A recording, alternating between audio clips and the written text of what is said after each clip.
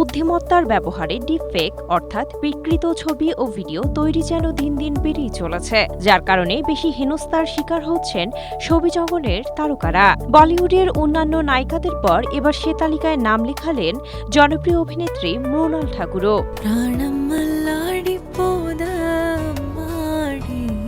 Social মিডিয়ায় অনুমতি ছাড়া মৃণালের অবয়ব ও পরিচয় ব্যবহার করে কন্টেন্ট তৈরি করায় ক্ষুব্ধ হয়েছেন এ তারকা। এগুলো বন্ধ না করলে জড়িতদের বিরুদ্ধে আইনি ব্যবস্থা নেওয়ার কড়া হুঁশিয়ারি দিয়েছেন তিনি।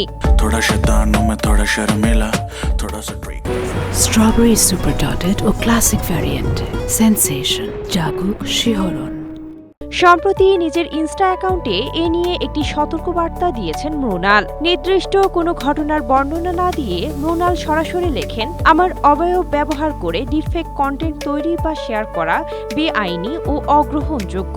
এই ঘোষণাকে অবিলম্বে অপকর্ম বন্ধ করার আনুষ্ঠানিক নোটিশ হিসেবে বিবেচনা করুন। আমার পরিচয়ের আর কোনো অপব্যবহার হলে এবার সরাসরি আইনি পদক্ষেপ নেওয়া হবে। ডিপফেক ভিডিও নিয়ে কিছুদিন আগে আদালতের দ্বারস্থ হয়েছিলেন বলিউড অভিনেত্রী প্রীতি জিন্টা। এছাড়া রশ্মিকা মান্দানা, শিল্পা শেট্টি সহ বাদ যাননি অক্ষয় কুমার, বরুণ ধাওয়ান, অনিল কাপুরের মতো পুরুষ তারকারাও।